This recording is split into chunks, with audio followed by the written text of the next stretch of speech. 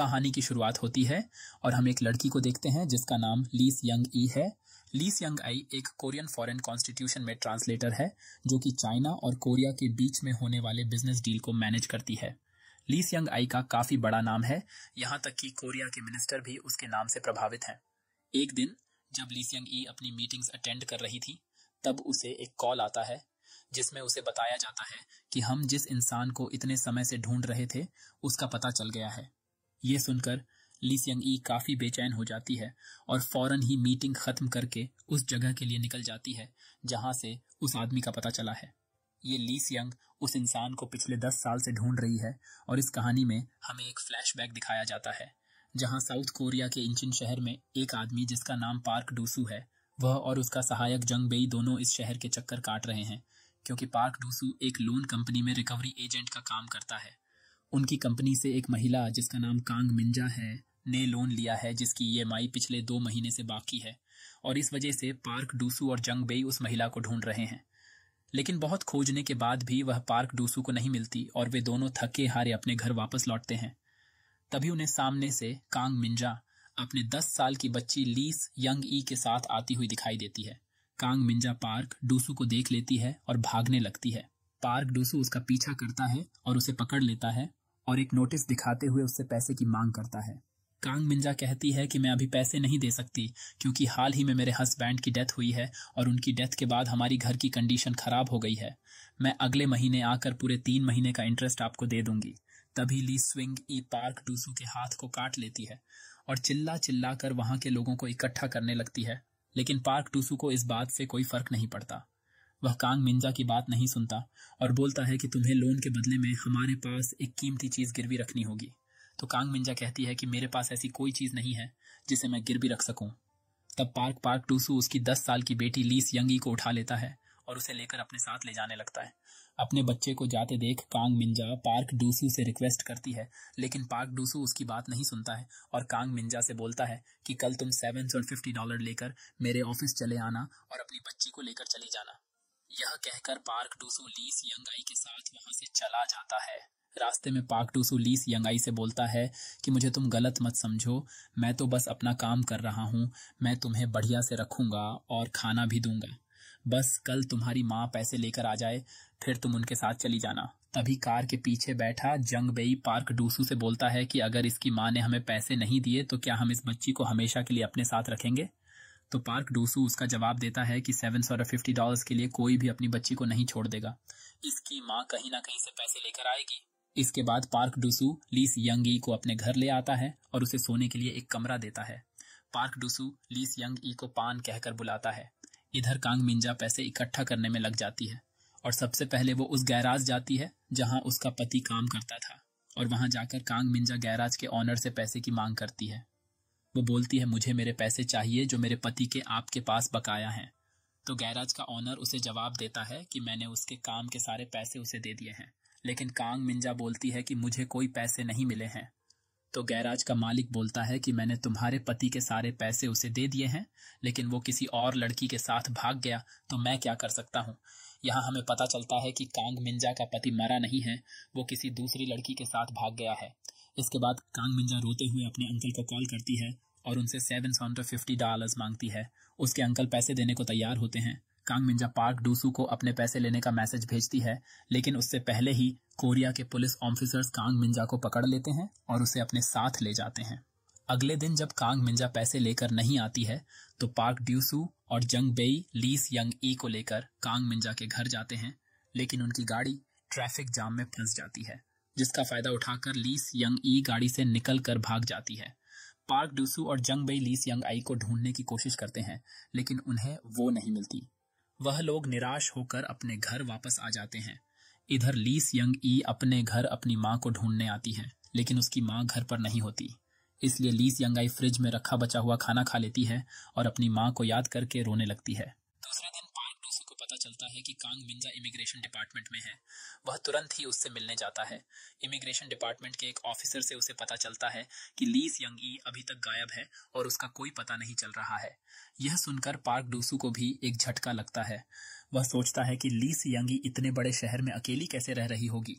इसके बाद park DUSU Kong मिंजा से मिलता है। कांग मिंजा पार्क डूसू से लीस यंग ई के बारे में पूछती है। पार्क डूसू झूठ बोलता है कि लीस यंग ई उसके घर पर सही सलामत है। फिर कांग मिंजा पार्क डूसू को उसके अंकल का फ़ोन नंबर देते हुए बोलती है कि ये लो, तुम इससे बात करो, ये तुम्हारे पैसे दे देंगे। कांग मिंजा उसे पार्क डूसू को एक पेजर और लीस यंग ई और उसकी फ़ोटो भी देती है और पार्क डूसू से बोलती है ये लीस यंग ई को दे देना। दूसरी तरफ लीस यंग ई अपनी माँ को ढूंढने के लिए अकेली ही घर से निकल पड़ती है। धीरे धीरे रात हो जाती है मगर उसकी माँ उसको नहीं मिलती। अब वह अकेले टहलते हुए रास्ते से जा रही होती है।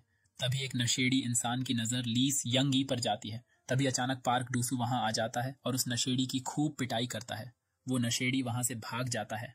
अब छोटी लीस यंग ई रोते हुए पार्क डूसू को बताती है कि उसकी माँ का कोई पता नहीं चला। पार्क डूसू उसे बताता है कि उसकी माँ उसे छोड़कर चली गई है। ये सुनकर लीस यंग ई रोने लगती है। उसका इस तरह से रोना देखकर पार्क डूसू का दिल पिघल जाता है। पार्क डूसू लीस यंग ई को बताता है कि उसके अंकल आकर उसको ले जाएंगे और पार्क डूसू उसको घर ले आता है। पार्क डूसू बहुत उदास हो जाता है और लीस यंग ई से कहता है कि कोई बड़े घर वाला उसे अडॉप्ट करने वाला है जो उसे पढ़ाएगा और बहुत अच्छे से उसका ख्याल रखेगा। पार्क डूसू बार बार लीस यंग ई को पान कहकर पुकारता है, जो कि लीस यंग ई को ये चीज़ पसंद नहीं है। इसलिए वो भी पार्क डूसू को एक नया नाम देती है, सुमो, जिसका मतलब होता है आई एम द विनर, जो पार्क डूसू को काफ़ी पसंद भी आता है। पार्क डूसू लीस यंग ई को मॉल घुमाता है, नए नए कपड़े खरीदता है। ये सब देखकर लीस यंग ई बहुत खुश होती है और वह अब पार्क डूसू को काफ़ी पसंद करने लगती है। शाम को डिनर करते वक्त पार्क डूसू लीस यंग ई से पूछता है कि वह अपने अंकल के साथ जाने से पहले वह कुछ कहना चाहती है। तो लीस यंग ई उससे कहती है कि वह तेजी नाम के एक डीजे के कंसर्ट में जाना चाहती है। पार्क डूसू लीस यंग ई को अब दुखी नहीं देख सकता, इसलिए वह उसे उस कंसर्ट में ले जाता है और ये लोग बहुत एंजॉय करते हैं। उस कंसर्ट से निकलते हुए पार्क डूसू लीस यंग ई को उसकी फेवरेट सिंगर की सीडी गिफ्ट करता है, जिससे लीस यंग ई बहुत खुश होती है और पार्क डूसू को गले लगाकर थैंक्स कहती है, जिससे वो बहुत इमोशनल हो जाता है। लीस यंग ई का इस तरह का प्यार देखकर पार्क डूसू का दिल उसकी तरफ खींचता चला जाता है।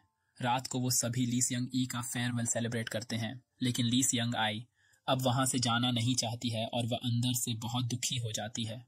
उसे इतना दुखी देखकर पार्क डूसू भी बहुत सैड हो जाता है।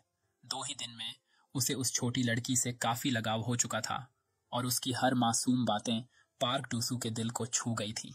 दूसरे दिन वो लीस यंग ई को बस स्टैंड में छोड़ने जाता है। पार्क डूसू उसे देखता है और उसे वो अपना पेज नंबर देता है और बोलता है कि कभी तुम्हें किसी बात की ज़रूरत हो तो उसे कॉल करें। तभी वहाँ के एक स्टोर में पार्क डूसू को सीडी प्लेयर दिखता है और वो उसे खरीद के लीस यंग ई को गिफ्ट देता है।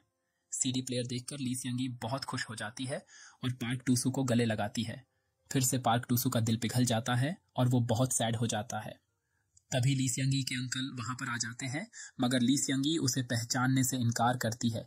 यह देखकर पार्क डूसू कंफ्यूज हो जाता है, मगर लीस यंग ई के अंकल पार्क डूसू को बताते हैं कि काफ़ी दिनों से ना मिलने के कारण शायद वो मुझे पहचान नहीं पा रही है, और वो अंकल पार्क डूसू के पैसे उसके अकाउंट में ट्रांसफ़र कर देता है।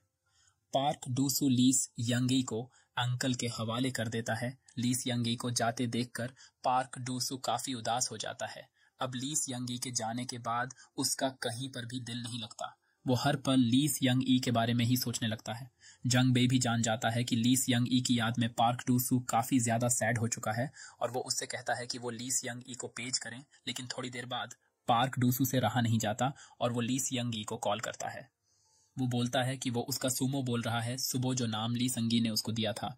वो लीस यंग ई को वॉइस मैसेज करता है और पूछता है कि क्या वो उसे मिस कर रही है, और वो उसे अगली बार कॉल करने का प्रॉमिस करके कॉल रख देता है। पार्क डूसू अगले कई दिनों में लीस यंग ई को काफ़ी वॉइस मैसेज पेज करता है, मगर उधर से कोई भी रिस्पांस नहीं आता। तो वो उसके अंकल को कॉल लगाता है, मगर वो अंकल भी उस ढंग से बात नहीं करता, जिससे पार्क डूसू को शक होने लगता है और वो बहुत टेंशन में आ जाता है। यही हम दूसरी तरफ देखते हैं कि जो लीस यंग ई को अपना अंकल बताकर उसको अपने साथ ले गया था, वो कोई और नहीं बल्कि अनाथ बच्चों को बेचने का काम करता है और उसने लीस यंग ई को भी बेच दिया होता है। अब पार्क डूसू उस अंकल का फ़ोन नंबर ट्रैक करके उसका एड्रेस निकालता है और उसके घर पहुंच जाता है।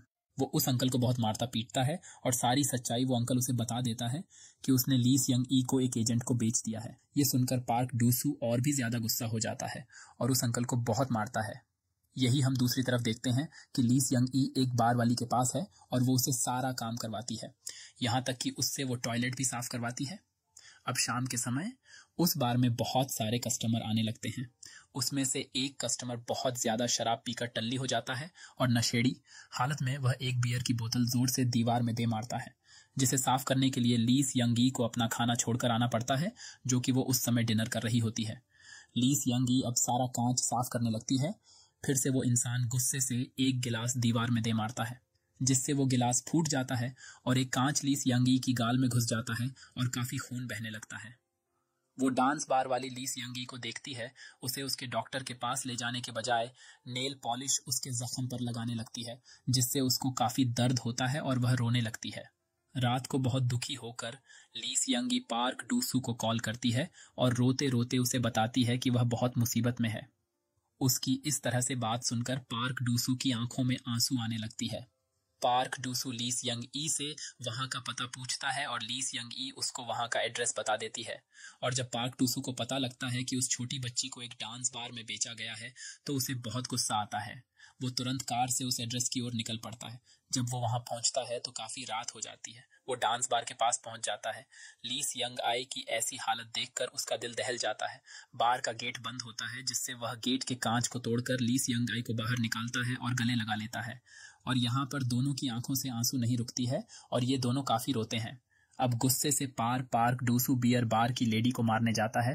तभी जंग बे उसे रोकता है और पार्क डूसू उससे बोलता है कि उसने ली सियंग ई को खरीदने के लिए जो भी पैसा खर्च किया है वो उसे सारा पैसा लौटा देगा। मगर वो ली सियंग ई को अपने साथ ले जाता है। तभी वो बताती है कि उसने ली सियंग ई को $400 में खरीदा था।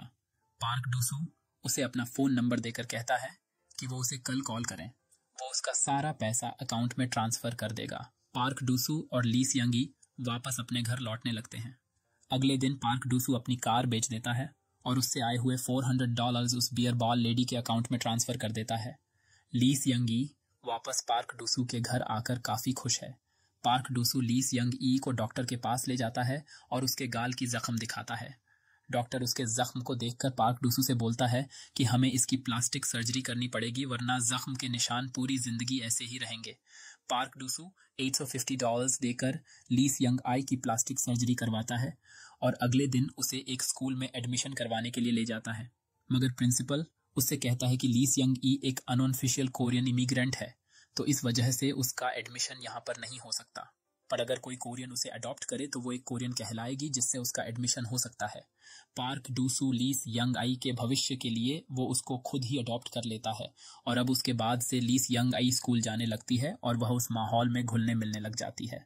ली सियंग आई पढ़ने में बहुत अच्छी होती है, जिससे वह अपने फर्स्ट एग्जाम में ही 100 आउट ऑफ 100 मार्क्स लाती है, जिससे पार्क डूसू को बहुत खुशी होती है।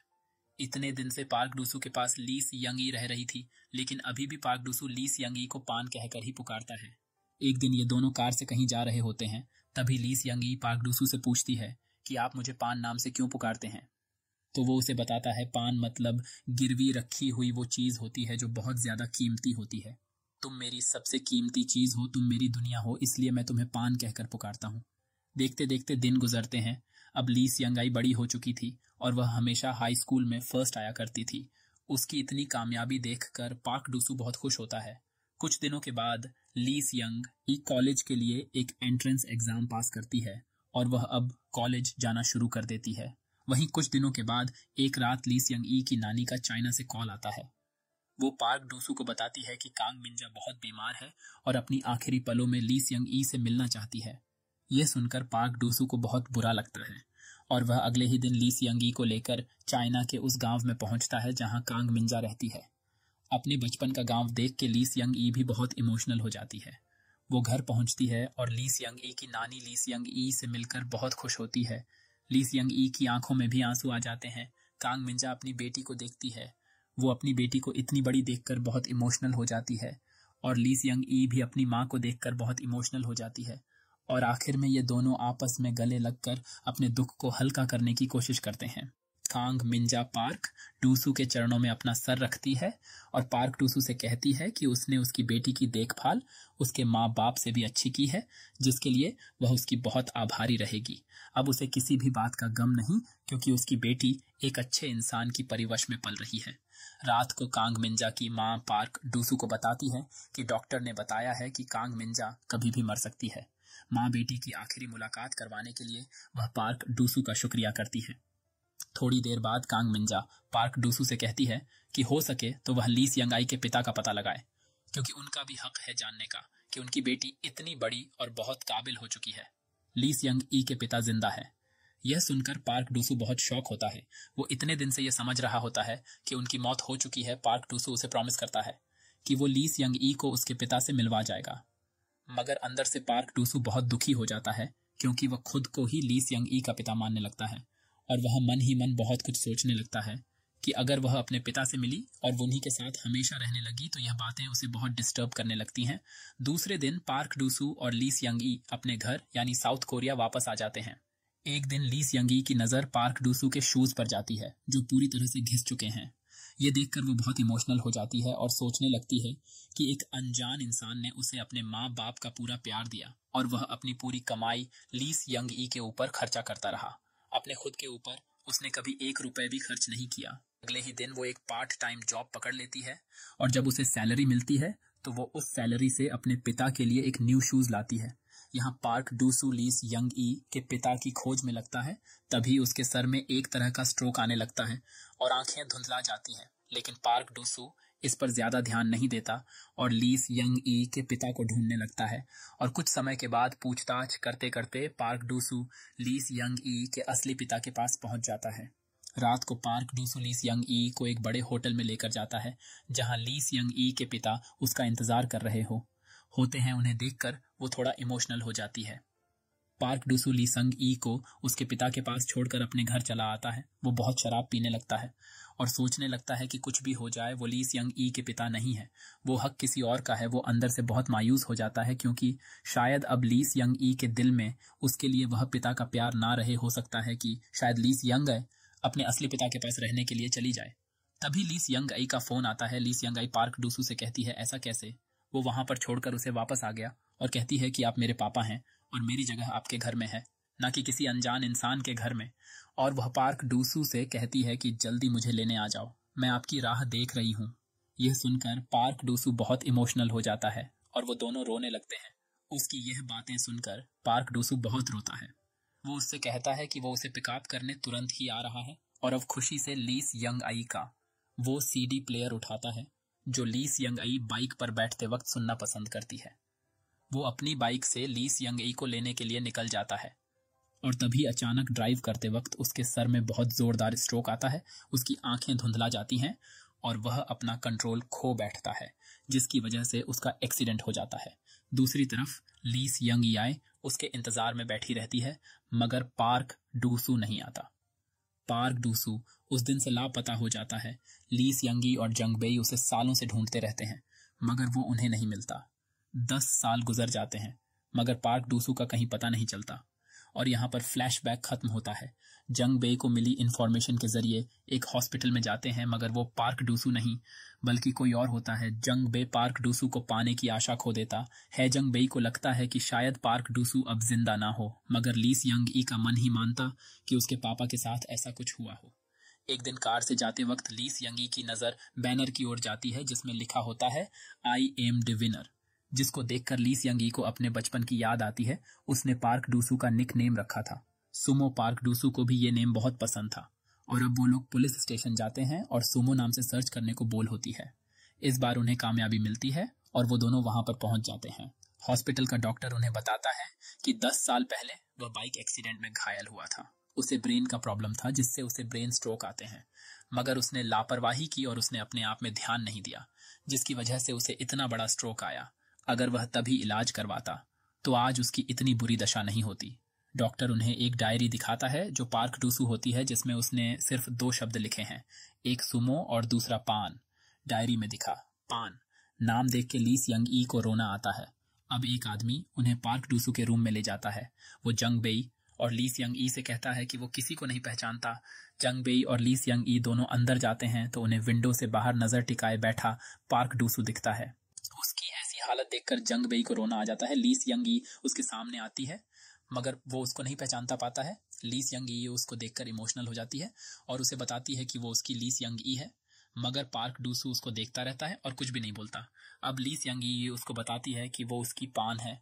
पान नाम सुनकर पार्क डूसू वही नाम दोहराने लगता है। अब पार्क डूसू सीडी प्लेयर निकालता है और ली सियंग ई को देख के उसे पान कहकर बुलाने लगता है। ये देखकर ली सियंग ई पार्क डूसू को कहती है, आज से तुम मेरे पान हो, तुम मेरी सबसे कीमती चीज हो, तुम मेरी दुनिया हो, मैं तुम्हारी याददाश्त वापस दिला के रहूंगी, आज से मैं तुम्हें संभालूंगी। और वो पार्क डूसू के लिए लाए हुए शूज बाहर निकालती है। तभी उसकी नजर मोजे में रखे हुए किसी पेपर की तरफ जाती है। वो पेपर निकाल कर देखती है तो वो बैंक का पासबुक होता है जिसमें पार्क डूसू ने ली सियंग ई के नाम पर हर दिन पैसे डिपॉजिट किए हुए होते हैं, जो ली सियंग ई के भविष्य के लिए होते हैं। वो देख के ली सियंग ई अपने आंसू नहीं रोक पाती और वह बहुत दुखी हो जाती है और सोचने लगती है, जिस आदमी ने अपनी खुद की बीमारी पर खर्चा ना करके एक अनजान लड़की के भविष्य के लिए पैसे बचा कर रखे हो, वो इंसान नहीं भगवान ही हो सकता है। ली सियंग ई उसे पापा कहकर पुकारती है। पार्क डूसू की आंखों से भी आंसू गिरने लगते हैं, उससे अपनी पान याद आने लगती है। ली सियंग ई पार्क डूसू को घर लेकर आती है और उसकी देखभाल करती है और कुछ दिनों बाद ली सियंग ई की शादी होती है। पार्क डूसू जब ली सियंग ई के साथ स्टेज पर कदम रखता है तो जोरों से तालियां गूंज उठती हैं। तालियों की गूंज सुन के पार्क डूसू की याददाश्त वापस आती है और वो ली सियंग ई को बेटी कहकर बुलाता है। वो उसे ली सियंग ई कहकर पुकारता है। उसके चेहरे पर खुशी वाली स्माइल होती है जो एक बाप के चेहरे पर उसकी बेटी की शादी के वक्त होती है। ली सियंग ई अपने पापा के साथ एक ग्रुप फोटो कैप्चर करवाती है। सभी के चेहरे पर खुशी होती है और इसी हैप्पी एंडिंग के साथ मूवी यहाँ पर खत्म होती है। वीडियो अच्छी लगी हो तो वीडियो को लाइक करें, साथ ही ऐसे और वीडियो देखने के लिए चैनल को अभी सब्सक्राइब करें। मिलते हैं एक नए वीडियो में, तब तक के लिए टाटा, लव यू ऑल।